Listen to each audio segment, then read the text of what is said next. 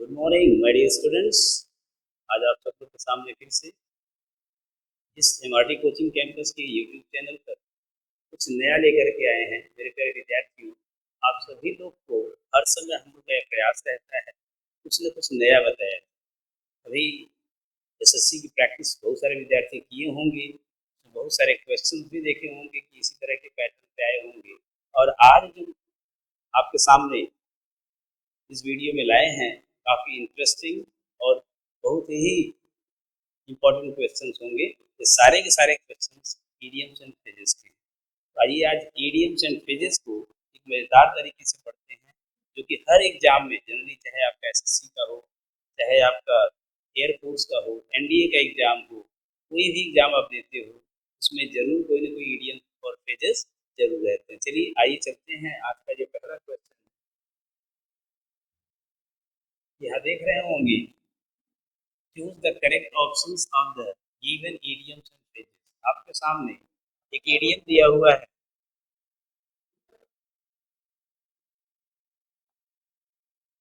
ये dam squib. ये देख रहे होंगे डैम स्क्विब। इस जो है फ्रेज की क्या मीनिंग है, इसमें आपके सामने चार ऑप्शन यहाँ दिया हुआ है।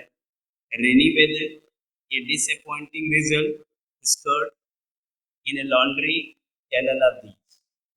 आप लोग अपना ऑप्शन लगा लिए होंगे। ये जो डैम स्क्विब होता है, इसका ये मतलब होता है कि अगर कोई काम कर रहे हैं, उसका रिजल्ट आपका अच्छा नहीं आ रहा है, तो कहते हैं कि it is a dam squib. Dam squib it means A disappointing result.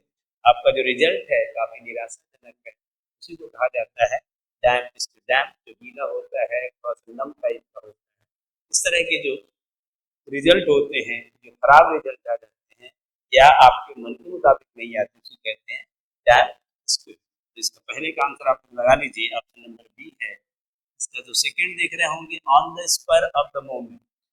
On the spur of the moment एक इतना इम्पोर्टेंट एडियम है जो कि ज़्यादातर एग्जाम में पूछा हुआ है। इसका मतलब है आपने कोई भी कार्य किया, कोई भी निर्णय लिया, डेलिबरेटली ले लिया, बिना कुछ सोचे समझे, तुरंत। अगर आप कोई भी एक्शन करते हैं बिना कुछ सोचे, डिलिबरेटली करते हैं, तो वह क्या होता है, कभी कभी सही नहीं होता है। इसका ऑप्शन है एक्ट डिलिबरेटली, यानी जानबूझ करके तुरंत फट से कर देना, that is act deliberately on the spur of the moment. चलिए नेक्स्ट क्वेश्चन है इसका थर्ड। ये आप सब लोग अपने अपने ऑप्शन टिक कर लेंगे पेन और पेपर के साथ बैठ, जिससे कि आप लोग इसको नोट भी कर सकें। सभी लोग इसको नोट कर लीजिएगा, जिससे आपको कभी भी फ्यूचर में पढ़ना हो तो बार बार जो है यूट्यूब ही ना खोलना हो, कॉपी में भी होना चाहिए। आप लोग थोड़े से मेहनत भी करिए, जिससे आपको लिखने की आदत बने। तो जब आप लिखते हो बहुत सारी चीज़ें याद होती हैं। लिखते समय आप लोग बोला भी करिए, मुंह से उसको बोलते हैं, लिखते हैं, तो आपके जो कई अंग काम करते हैं और जल्दी जल्दी आप सीख जाते हैं। दूसरा दिया है to hit below the belt. To hit below the belt, belt के नीचे प्रहार करना। इसका मतलब जब भी युद्ध होता है, लड़ाई होता है, ये कभी भी नहीं कहा जाता आप किसी अनुचित तरीके का प्रयोग करिए, किसी अनुचित प्रहार को करिए। इसी तरह दिया हुआ है अटैक अनफेयर। जो युद्ध का नियम होता है, जो आपको सिखाया जाता है, उसी में रहना होता है। Don't hit below the belt, don't attack unfairly. आपका ऑप्शन नंबर डी है, थर्ड का डी है, क्वेश्चन नंबर थर्ड। फटाफट आप नोट करते चले, आपका समय बचेगा और बहुत जल्दी से जल्दी इसको हम लोग कर जाएंगे। यदि आप पॉट प्लग डिनर, ये पॉट प्लग डिनर का मतलब है कि ऐसा डिनर जहाँ सभी लोग अपने अपने टिफिन लाएं, एक दूसरे को शेयर करें और एक दूसरे के साथ एंजॉय करते हुए डिनर को खाएं। देख रहे होंगे इसमें पहला ऑप्शन दिया हुआ है, a dinner where everybody brings something to eat. हर कोई कुछ न कुछ लाता है, एक दूसरे से शेयर भी करता है और खाता भी है, उसी को कहते हैं पॉटलक डिनर। चलिए अब नेक्स्ट क्वेश्चन की तरफ चलते हैं। फटाफट आप लोग नोट करते चलिए, स्पीड में चलेंगे जल्दी से जल्दी कि आपका समय बचे और अधिक से अधिक आप लोग सीख जाएं। देखिए आपके सामने to hit the jackpot.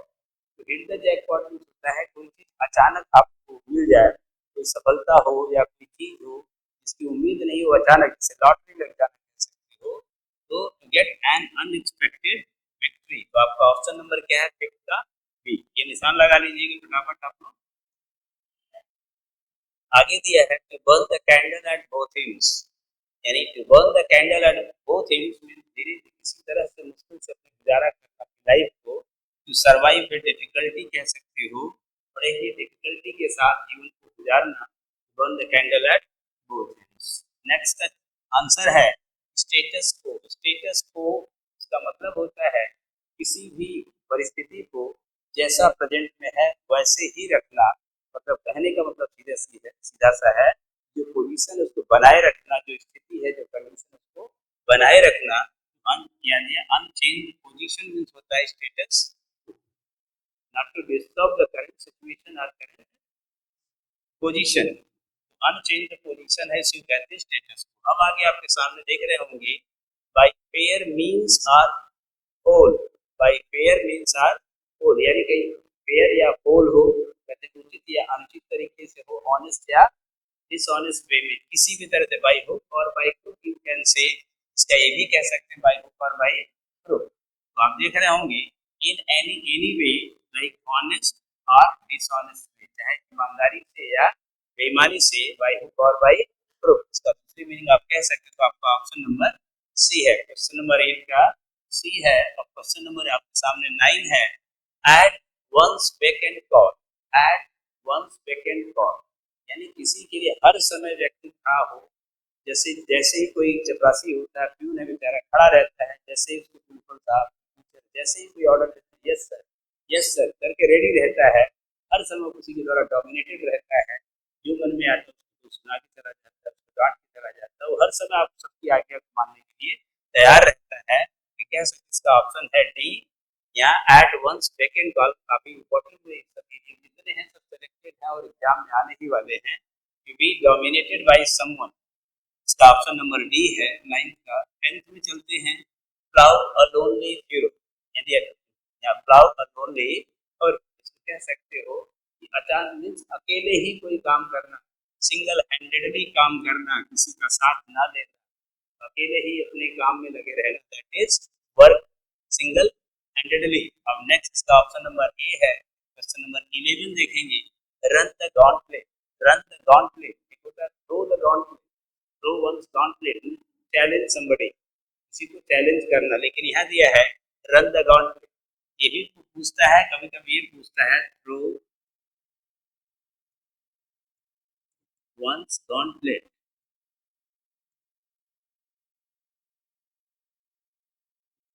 Throw one's gauntlet, इसका मतलब क्या होता है? चैलेंज, ये चैलेंज होता है, लेकिन इसका क्या होता है? डिसीजन को फेस करना होता है। इसका ऑप्शन रन द गॉन्टलेट होता है फेस क्रिटिसिज्म, किसी की आलोचनाओं को सहना, बर्दाश्त करना। तो ऑप्शन नंबर सी है 11 का। ऑप्शन 12 की तरफ आप सब लोग नोट कर लें, वीडियो को पॉज करके देख लें या इसके स्क्रीनशॉट ले सकते हैं, जैसे आपको इजी लगी, जो आपको लग रहा है कि नहीं ये चीज जरूर लिखना चाहिए उसको लिख लीजिए, जो याद है तो आप एक बार पढ़ते रहिए, याद हो जाएगा, लेकिन पूरा शुरू से अंत तक वीडियो देखेंगे, इसमें आपको काफी इंपॉर्टेंट वर्ड्स मिलेंगे और एक एक चीज ऐसे होंगे जो आपको बहुत काम आएंगे। यहाँ देख रहे होंगे wash dirty linen in public, यानी घर के मसले को जाकर बाहर सुलझाना, यानी घर के पर्सनल चीजों को आप जाओगे बाहर करोगे, इस जान लीजिए ये एकदम गलत होता है। आप घर के मैटर को घर में ही सुलझाइए, make personal quarrels in public, जाकर के अपने गंदे कपड़े गंदे लिनन को बाहर मत झाड़िए, जो अपने घर में है प्रॉब्लम उसको घर में सॉल्व करिए। Make personal quarrels in public, इसका ऑप्शन है 12, 12 का बी है, इसको आप ध्यान रखिएगा।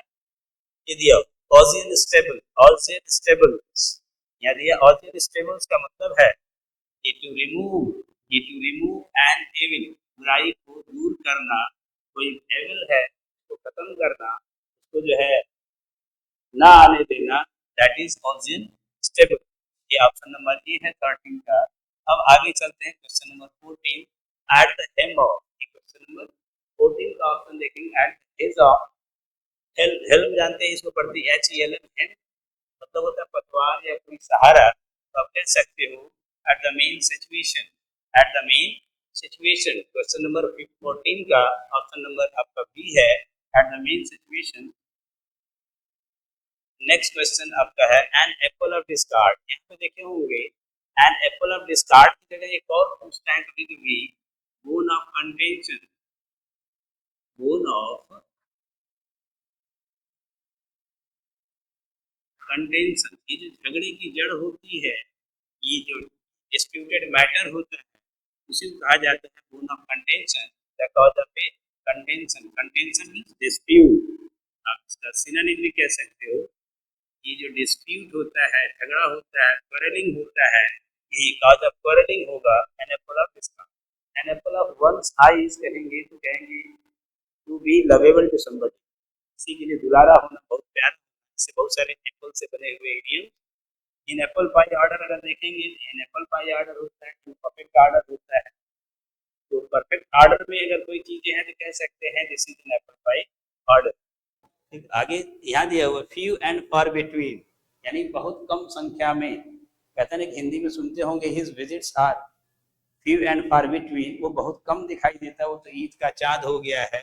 फ्यू एंड फार बिटवीन का मतलब होता है very small in number, very small in number यानी बहुत कम, वेरी रेयरली आप कह सकते हो, बहुत कम। 16 का आंसर आपका ये है। क्वेश्चन नंबर 17 है much ado about nothing. Much ado about nothing का मतलब है खुदा पहाड़ निकली चूहिया, इतना हो हल्ला मचाना मिले कुछ नहीं, बहुत ज्यादा काम करने का बहुत थोड़ा सा result, to make a fuss over a small matter, यानी तिल का ताड़ बना देना कह सकते हो, तिल का ताड़ बना देना, छोटी छोटी बातों को बहुत बढ़ा चढ़ा के कह देना, यही है to make a fuss over a small matter, to make much ado. Ado means होता है बहुत हो हल्ला मचाना कह सकते हो, और अबाउट नथिंग कुछ ना हो उसके लिए बहुत हल्ला मचाना, शोर मचाना, कुछ नहीं है, बाद में कुछ नहीं निकला, वही है कि बहुत सारा हल्ला मचाए मिला कुछ नहीं, ये कह सकते हो to make a fuss over a small matter.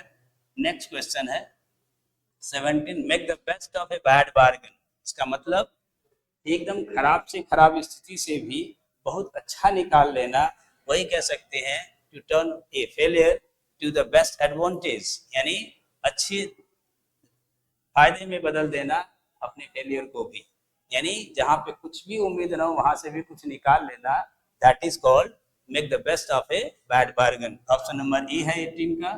Question number 19 जो दिया है trade on one's toes, trade on one's toes, ये जो 19 नंबर क्वेश्चन है ये काफी इंपॉर्टेंट क्वेश्चन है, ये भी नोट कर लीजिएगा। Trade on one's own toes, इसका मतलब है टू गिव ऑफेंस, किसी को ऑफेंस करना, किसी को प्रताड़ित करना, परेशान करना। यदि है to trade on one's own, यानी ये कह सकते हो कि अगर कोई व्यक्ति उसके पैर पे चढ़ जाना, उसको तंग कर देना, उसको बार बार किसी को चोट पहुंचाना, that is to give offence. Next question है क्वेश्चन नंबर जो है ऑल एगॉग। ऑल एगॉग कहते हैं ना कि कोई ऐसा व्यक्ति जो हर समय परेशान रहता हो, रेस्टलेस रहता हो, he is all agog. All agog means restless. Question number 20 है ऑल एगॉग, ऑल हैप्पी है नहीं, राइफ एंड विद ह्यूमर्स है नहीं, प्लेफुल है नहीं, ये सिंपली आप कह सकते हो रेस्टलेस। इसका all agog means restless or the person who is disturb, who is not in happy mood. आगे चलते हैं toe the line. Toe the line means होता है किसी चीज का जो पालन करना, किसी चीज के नियम को पालन करना, टू फॉलो द रूल्स कह सकते हो, या टू फॉलो अदर्स, जैसा कहा जाए सभी लोग को वैसे ही सब लोग करें, वही नियम का पालन करें, to follow others, that is toe the line. We also toe the lines, if you want to get success in your life you must toe the line. मेरे प्यारे बच्चे उसको पढ़ते रहिए, नोट करते रहिए और आगे बढ़ते रहिए। Throw up one's cards, throw up one's card, अपने कार्ड को फेंक देना, ये जो है अपने कार्ड को फेंक देना, इसका क्या होगा फटाफट सब लोग बताएं। अगर किसी को आ रहा हो तो कमेंट भी कर सकता है, यानी अगर कह देंगे हमसे नहीं होगा, I can't do this, it means you surrendered. You surrender means you accepted defeat, accept defeat है। Throw up one's cards means accept defeat. 22 का ऑप्शन नंबर ए है, आप लोग नोट करते चले फटाफट। Next question hang together. Hang together इसका क्या मतलब है? कि आप जो है सबके किसी एक साथ मिलकर कोई चीज कंफर्म काम कर देना, कंफर्म कर देना कि हम लोग एक साथ रहेंगे, कंफर्म ईच अदर, एक दूसरे को विश्वास दिलाना कि we are hanging together, we can do it together, that is confirm together. 23rd का ऑप्शन नंबर ए है, कंफर्म ईच अदर। अब आगे नेक्स्ट क्वेश्चन है हार्ड बॉइल्ड। अरे कहते हैं ना बड़े ही जो है टफ व्यक्ति है, वैसा पर्सन है, काफी टफ है, वो हार्डेंड टाइप का पर्सन है। टफ की इसकी देखो हार्डेंड दिया है, इसी को कह सकते हो टफ। ये जो टफ होता है हार्डेंड है, option number C 24 hard boiled. He is hard boiled, he is hardened, he is very tough. बड़ा ही दृढ़ निश्चयी व्यक्ति है, he is hard boiled. Get cold feet, ये दिया गेट गेट कोल्ड फीट, हाथ पांव ठंडे पड़ जाना, डर जाना, कहते हैं कि ये बहुत ज्यादा डरा हुआ है, तो he has got cold feet, it means he is afraid, to be afraid. Get cold feet it means होता है टू बी अफ्रेड। तो आपका ऑप्शन नंबर 25 का सी है। इसको फटाफट लगाते रहें और पढ़ते रहें, समय कम लगाएं और अधिक से अधिक मटेरियल सीख जाएं, अधिक से अधिक चीज सीखें, यही हमारा मकसद है।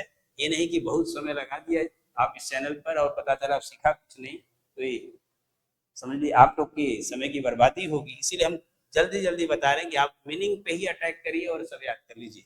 यहाँ दिया टर्न आउट क्रैप्स, ये टर्न आउट क्रैप्स इसका मतलब क्या है?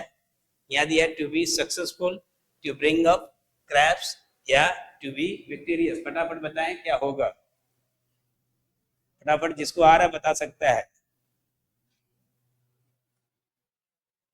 चलिए जिसको इसको आ गया होगा निशान लगा लिया होगा। इसका मतलब होता है end in failure, to end in failure it means turn out craps. एकदम कहते हैं ना कि असफल हो रहा, अंत में एकदम कोई फेल हो जाना, एंड इन फेलियर। आगे चलते हैं, हमारा जो कार्य जो हुआ उसमें असफलता मिले अंत में, तो वही कह सकते हैं and in failure. Between the devil and deep sea, कह सकते हैं दुविधा में होना, एक तरफ आगे कुआं पीछे खाई होना, मतलब दोनों तरफ से परेशानी ही परेशानी होना, मतलब इन अ फिक्स। इसी को और कहते हैं in doldrum, in dilemma, in dilemma कह सकते हो, he is in dilemma, he is in a fix, he is in trouble.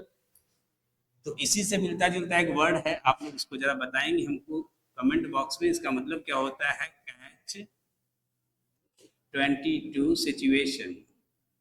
ये आप लोग के लिए होमवर्क है, जो जो इस YouTube चैनल पर देख रहे हैं इसका जो आंसर जरूर देगा, ये आप लोग के लिए सवाल है। Catch 22 situation, what is the difference between catch 22 situation and between the devil and the deep sea. देखते हैं कितने लोग कमेंट बॉक्स में करके इसका जवाब देते हैं और अपने दोस्तों को भी ये शेयर करते हैं। जो जो लोग नए हैं इस चैनल पर जरूर जुड़ जाएं, चैनल को सब्सक्राइब कर लें, और बाकी जो हमारे पुराने छात्र हैं जो पहले से देख रहे हैं, वे लोग अपने दोस्तों को भी इसको शेयर जरूर करें, चाहे जहाँ रहें कहीं भी रहें उनको भी इसका फायदा मिले। तो 27 के बाद चलते हैं, इसका आंसर पता चल गया। ये gala day, gala day, red letter day, rainy day, palmy day, बहुत सारे डेज होते हैं, सबकी अलग अलग मीनिंग है। लेकिन जैसे गाला डे है, इसका मतलब होता है काफी आनंद का दिन, खुशी का दिन, अ डे ऑफ मेरी मेकिंग। तो जान लीजिए इसका ऑप्शन नंबर बी है।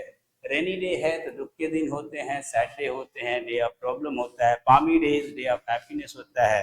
ऐसे आपको याद कर लेना है वर्ड। अ डे ऑफ मेरी making it means gala day होता है।